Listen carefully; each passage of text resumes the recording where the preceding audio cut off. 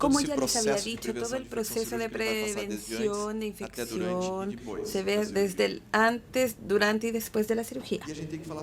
Y debemos hablar de esto. ¿Qué hay de publicaciones sobre la clorexidina alcohólica, los campos yodados y el tema de la compatibilidad antiséptica yodo-clorexidina, que ejemplifica la duda de que hay distintos sobre esto, ¿cierto? En realidad nuestro gran desafío es ese.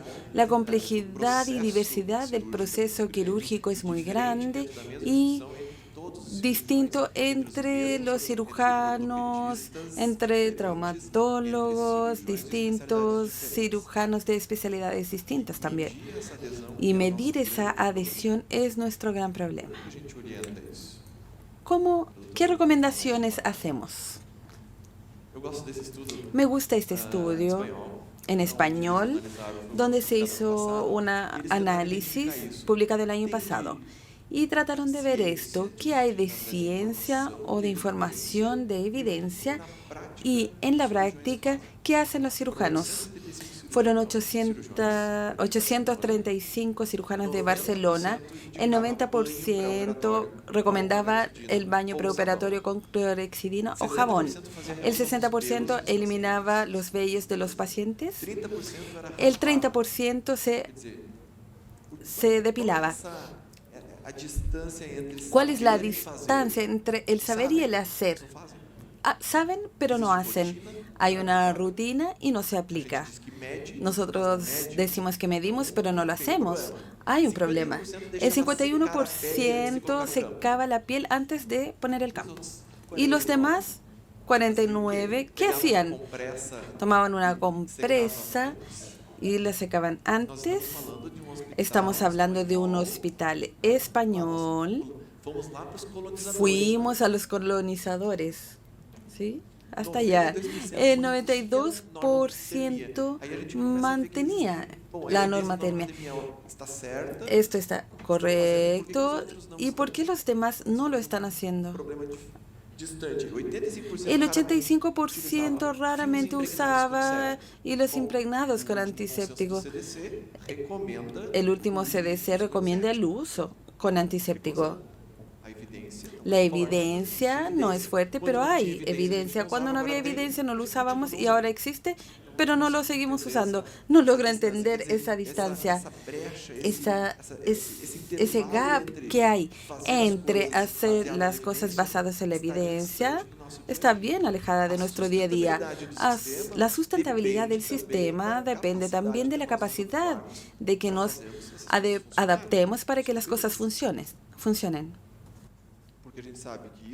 Porque sabemos que esto puede llevar a la muerte y aumenta la reintegración, lo que empeora los costos. Ustedes saben que un paciente maltratado la primera vez hay que retratarlo y esto aumenta los costos. Por lo tanto, esta capacidad de ver a dónde tenemos que llevar, de ir para reconocer y tratar es mejor. Esta dificultad de entender la diversidad y complejidad es lo que tenemos que mejorar. Ya lo hemos dicho antes, podemos cambiar ese número de bacterias, pero no podemos cambiar la capacidad o la patogenicidad y ajustamos algunos factores. Por lo tanto, logramos prevenir un gran número de problemas, no el 100%.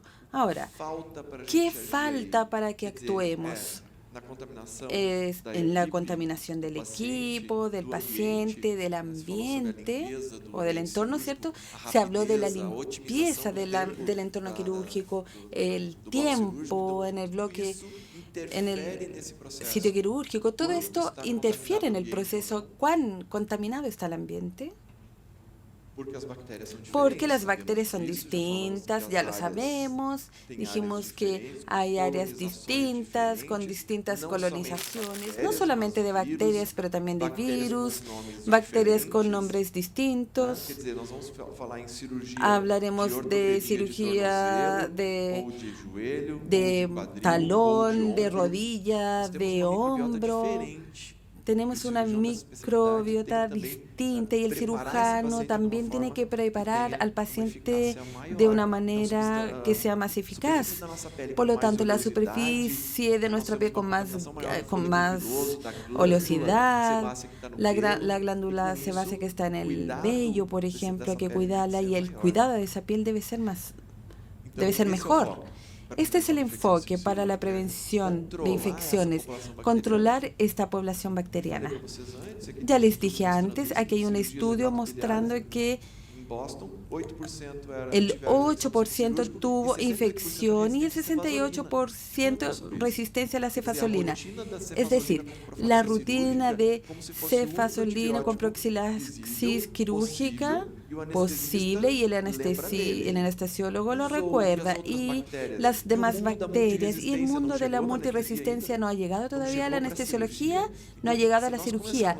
Si empezamos a pensar un poco distinto, acá también logremos quizás ver el proceso de una manera mucho más eficaz. Debemos preocuparnos entonces con el antes, el durante y el después. Ya hablamos mucho del antes, hablemos también del durante y del después de la cirugía.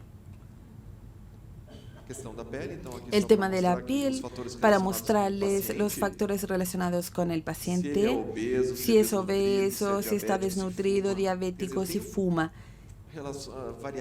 Hay variables difíciles de controlar y la obesidad es cada vez más común. Los pacientes están viniendo a hacer una cirugía ortopédica porque el peso no aguanta las articulaciones, si hay infección urinaria o una colonización urinaria, si hay otro proceso infeccioso en la piel. Las cirugías electivas son más fáciles, ¿cierto? La colonización con estafilococos, si es uno sensible o no, si es sensible a la maxilina, no se puede.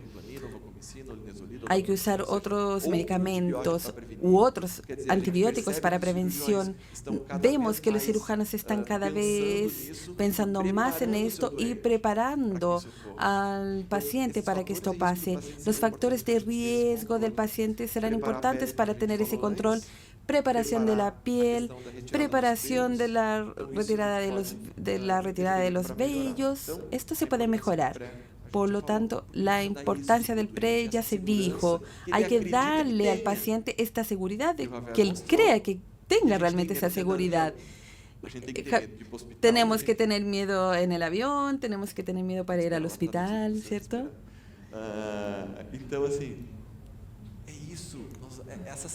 Esta seguridad es la que tenemos que generar dentro del ambiente hospitalario para que realmente logremos cambiar nuestro día a día. Hablando del tema de las recomendaciones, el año 2017 hicimos un grupo de profesionales de Latinoamérica. Nos juntamos para discutir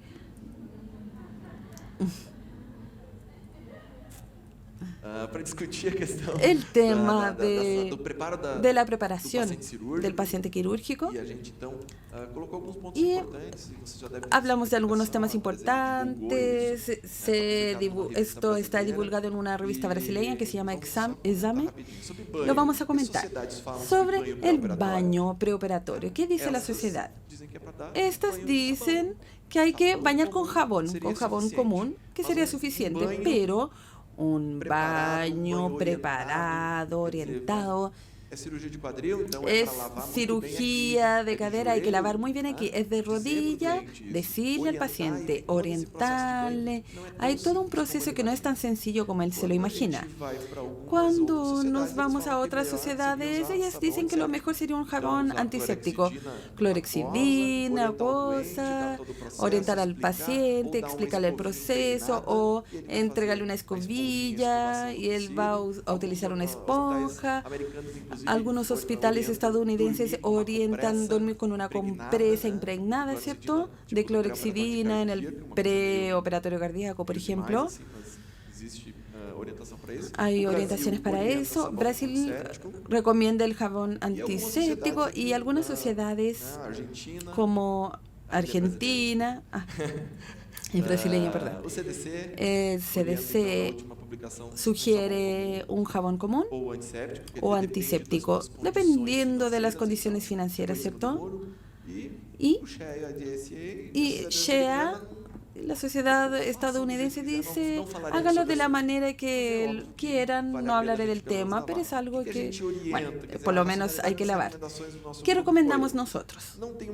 No hay una fuerte evidencia si voy a utilizar A, B o C, pero sugiere que se haga bien. Si es un baño preoperatorio con jabón común, pero bien hecho, quizás sea más eficiente que darle una clorexidina al paciente para que se lo haga y quede mal hecho. Recomendaciones de intentar evitar el desecho de productos, el antiséptico se va a la basura, se va por la ducha, y se va al alcantarillado y al medio ambiente. Y lo que está pasando en el medio ambiente para la resistencia a la clorexidina no sabemos qué pasa. No hay un estudio mundial con el impacto. Los estudios brasileños dicen que es importante, pero cuándo llegará al hospital no lo sabemos. Cada hospital debe trabajar su realidad local para definirlo. Con respecto a los vellos y pelos en el sitio quirúrgico, la evidencia dice que no depilemos los vellos porque hay varias sociedades hablando de esto. Parece algo sencillo, pero las personas no lo hacen. Entonces, tenemos que encontrar ese lugar desde donde podemos intervenir. La evidencia, no rasurar, no cortar los vellos o pelos. ¿Por qué todavía se hace? Bueno, es una dificultad a la que no tengo la respuesta. Yo creo que es un tema de comportamiento, algo que se cambia después de mucho tiempo. Evidencia de por qué, no hay evidencia de por qué seguimos haciéndolo en el sitio quirúrgico. Sobre esto ya hemos hablado un montón, sobre si vamos a usar solamente alcohol o alcohol más antiséptico. Al parecer el alcohol antiséptico es mejor. ¿Cuál? El alcohol parece que es mejor en cualquier antiséptico, pero por un tema de residuos de producto antiséptico en la piel del paciente, al parecer la clorexidina tiene alguna ventaja. Los metaanálisis que hablan de esto hablan también de la clorexidina. Al parecer es el mejor producto, pero en algunos países se sugiere cualquiera aún y las sociedades tampoco logran dar una respuesta única para esto. Los campos quirúrgicos, voy a mencionar algunos temas, recordando aquí el tema de la piel. Necesitamos esta penetración del antiséptico en la piel. Cuando solo se restriega el antiséptico en la superficie, no logramos una mayor penetración.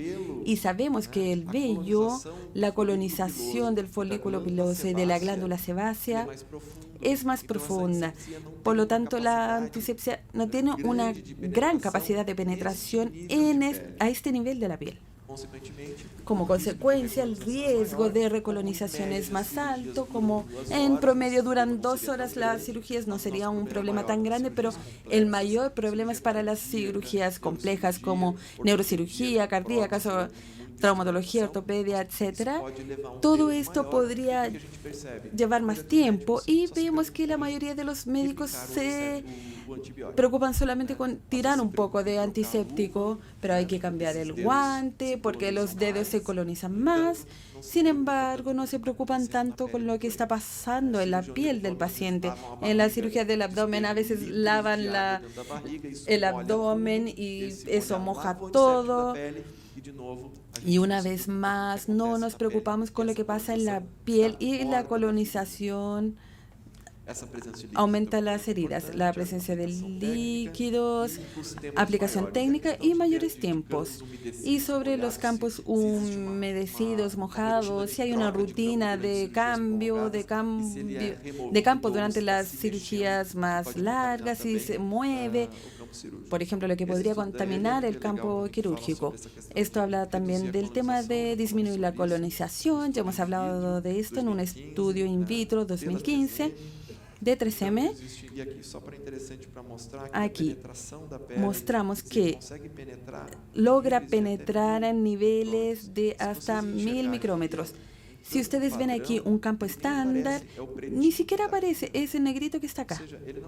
No logra ni siquiera llegar a la concentración mínima de las bacterias de la piel. Esto está claro. Los campos adhesivados sin impregnación con antiséptico no son buenos. Sin embargo, usar un campo impregnado con antiséptico con burbujas, la forma entonces de aplicarlo y que no quede bien pegado a la piel, esos espacios con burbujas pueden tener colonización y aumentar los riesgos de infección. Si hay que usar un adhesivo, tiene que ser bien puesto. Esto necesita una habilidad técnica muy grande que yo no tengo, por ejemplo. No puedo ni siquiera poner una curación de un catéter. Entonces prefiero conversar. Prefiero pedirle a alguien que lo haga, yo miro, pero no logro hacerlo, no tengo una habilidad manual. Por lo mismo no sirvo para ser cirujano. Menos mal que mi cabeza lo entendió y soy humilde y entiendo que no tengo la capacidad técnica. Podemos trabajar en este sentido. Es broma. Una vez más, tenemos un área no limpia cerca de la incisión quirúrgica. La idea del campo impregnado es esta: penetrar a esos 1000 micros allá abajo, sobrepasando las primeras capas de la piel donde está el folículo y las glándulas sebáceas. Para ello hay una evidencia que es la evidencia B3. Y hay otras de B y nadie les pregunta. Si el cirujano las quiere hacer, las hace. Él es la evidencia, no hay evidencia. Y nadie le pregunta nada. Y cuando existe la evidencia, lo hacemos. Entonces, ya. A los cirujanos cardíacos les gusta. Ah, sí, es entretenido, pero no quiero usar siempre. No, este paciente no necesita, entonces seleccionan a los pacientes que lo necesitan en la complejidad. No hay una rutina muy grande con respecto a esto, pero la idea es controlar el proceso durante el transoperatorio de cirugías complejas. Este es un estudio italiano que dijo Javier, baja los costos para cualquier administrador. Es interesante, contémosle al paciente que no hubo infección con Albam. No, tranquilo, no tuviste nada, no, quédate tranquilo. Estadísticamente no fue importante, significativo, pero disminuyó la infección del centro quirúrgico superficial. Ya está excelente, este es mi gran problema. No quiero osteomielitis de esteno, mucho menos una mediastinitis. Es decir, una infección profunda con una complejidad muy grande, tengo una mayor mortalidad, reintervenciones, rehospitalizaciones en la UCI, y esto tiene un riesgo muy grande para el paciente. ¿Vale la pena? Sí, y la fundamentación mayor es para cirugías complejas y la evidencia más fuerte aquí es para cirugías cardíacas. Este es un estudio no financiado por 3M, como ya se dijo. Este es el estudio del año pasado que dice que recolectó swabs o torulas, perdón, está en portugués, antes de la antisepsia, después de la antisepsia, una torula después de la incisión, antes de la sutura y antes de la aplicación de la curación. Dividió entonces en cirugías que utilizaron campos impregnados con yodo y otras sin. Y que vio que al momento de la incisión, en ese momento número 3, el campo sin yodo aumenta la colonización bacteriana, distinto al campo que tiene yodo. Vemos ahí que tener el campo de yodo no deja en cero el número de bacterias en la piel, pero las disminuye de 27 a 12%. Por lo tanto, claro, él no midió el índice de infección quirúrgica, solamente midió el índice de colonización del en el pre, trans y posoperatorio.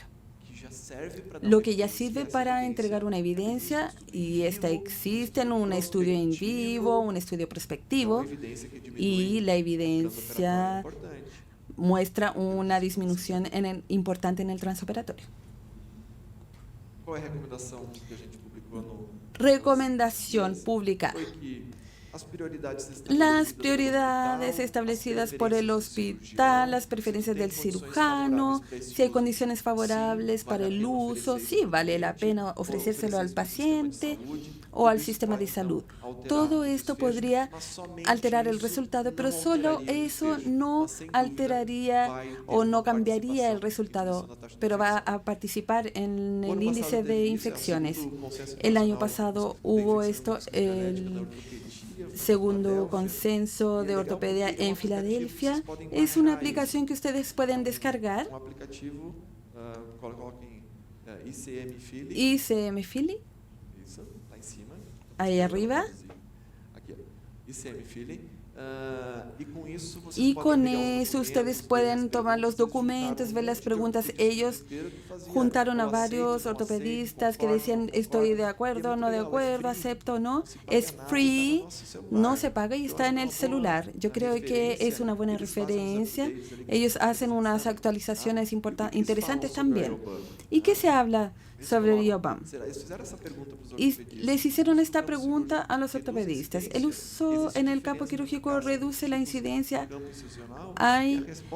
Y la respuesta fue, no hay alguna evidencia hablando del índice, pero la evidencia de que la impregnación reduce la colonización en el sitio quirúrgico. Por lo tanto, hablamos antes sobre restregar la piel con jabón porque no estaba limpia visiblemente. La evidencia para que se haga no existe. Todo el mundo lo hace y no quiere dejar de hacerlo. Y cuando hay otra forma de controlar el proceso donde hay una evidencia, siendo repetitivo, las personas no lo hacen. Y ahí tenemos que empezar a pensar un poco distinto.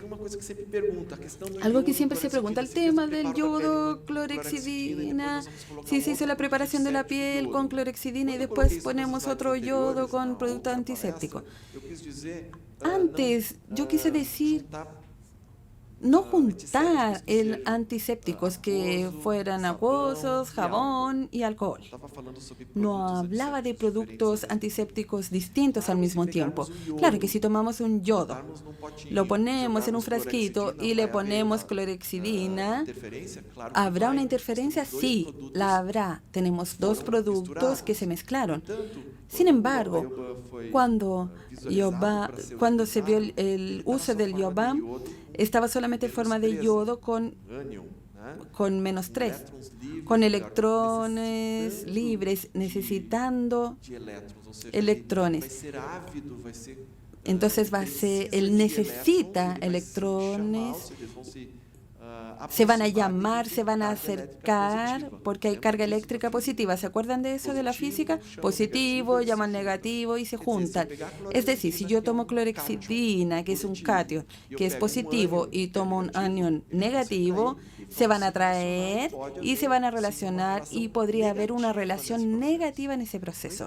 Sin embargo, el yodo está como el 3-, es decir, necesitando electrones, y cuando se aplica en la piel va a perder uno de estos y se convierte en un yodo neutro. Lo que significa que ya no quiere a nadie más, ya está ok y va a ser fiel. Tiene que esperar mis chistes, o si no, no tiene gracia y le da vergüenza. De esta manera, entonces, aquí vemos un esquema de diseño. Quien no lo entendió aquí, pueden ver.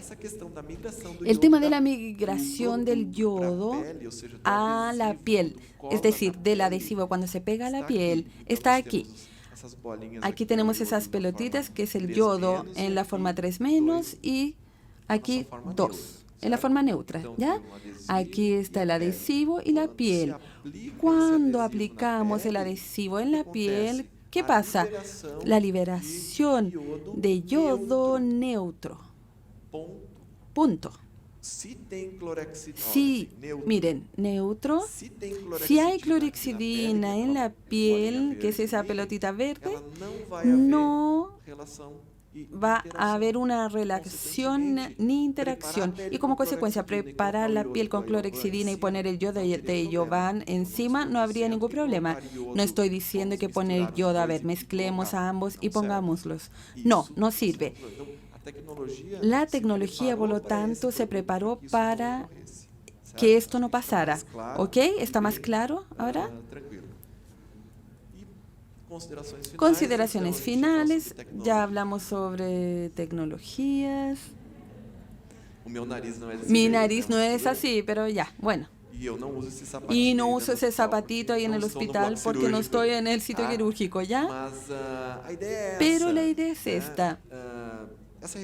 Esta revista es muy interesante. Dos correntes que tem, então sempre são opiniões de especialistas sobre algum tema.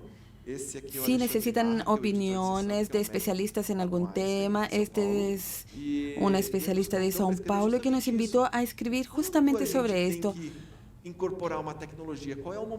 ¿Cuánto hay que incorporar tecnologías? ¿Cuál es el momento correcto de hacerlo? ¿Es después que ya está listo y hay que incorporarlo o no? Los estudios muestran que incorporar tecnología al día a día, e incluso cuando no está todo bien, eso va a tener un efecto. Todo el mundo habla de índice cero. Tener un índice bajo ya es suficiente, pero si se habla en índice cero y un estadounidense loco que tiene 0,5 y quiere bajarlo, si nosotros tuviéramos un 0,5 estaríamos bailando, haciendo una fiesta, como ustedes estaban bailando Maluma, no sé si era Maluma en realidad. Él es colombiano, no es chileno, ¿cierto? Pero el tema es, sí, vale la pena incorporar la tecnología aun cuando los demás procesos no están adecuados. Porque hay un tema de comportamiento. Ya lo hemos visto y hay estudios que lo demuestran. Cuando introduzco una nueva tecnología, las personas se visten de que es caro, de que es nuevo, es interesante, y con esto puedo mejorar todo el proceso. Porque aquí se va a usar el producto X, como consecuencia todos ya lo ven distinto y el producto llega a la sala y todos ven esa caja amarilla. ¡Uy, qué interesante esto! Y empiezan a pensar diferente. Cuidan de manera distinta al enfermo, al paciente. Hay un mejor proceso. Por lo tanto, la tecnología genera un comportamiento distinto.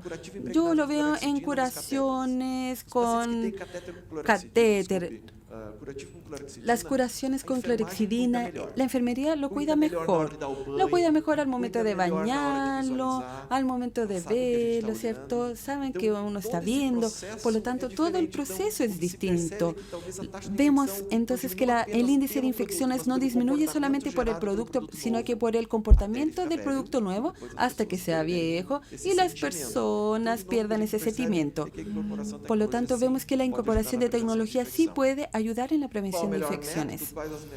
¿Cuáles son los mejores métodos o ventajas? El problema son las desventajas, que pesan mucho más y que hacen que alguien sufra. Y a veces no es alguien que uno conozca y no le interesa, ¿cierto? Hay que pensar distinto. La buena práctica de la asistencia, no siempre la evidencia está alineada a una buena práctica. Hay temas que hacemos con evidencia y lo hacemos porque es una buena práctica. Y con esto, bueno, tuve que arreglar aquel español porque estaba mal escrito. La primera impresión es la que queda. Es un verbo difícil para mí. Queda no tiene nada que ver con ficar en portugués. Es algo completamente loco. Y con esto, esta impresión quedará para el paciente y su familia si él se muere. Bueno, si él pudiera, no se quedaría hospitalizado en ese hospital porque ese hospital le recuerda la muerte de alguien que quería, el cirujano que operó y le provocó la infección, o el infectólogo que se llamó cuando el enfermo se estaba muriendo y el paciente se muere de la infección. Llamaron al doctor y se murió. No es mi culpa que me hayan llamado cuando se estaba muriendo. Todo esto genera un comportamiento que las personas no quieren entender. Y se lo tiramos al equipo de salud si queremos una contrarreferencia. Y nos duele la espalda después de todo eso. Muchas gracias.